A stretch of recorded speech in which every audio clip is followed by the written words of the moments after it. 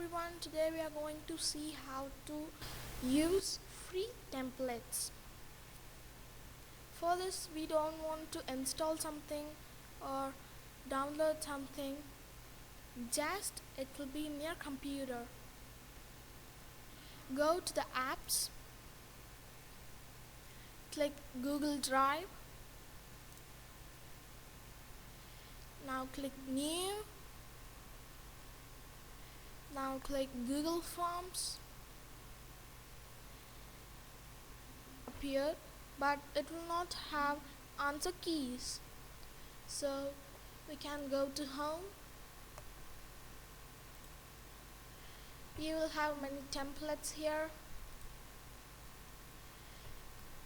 You'll have blank quiz too. You can use this. So it is so easy to use Google Forms. In next video I will tell you how to make Google Forms. Thank you.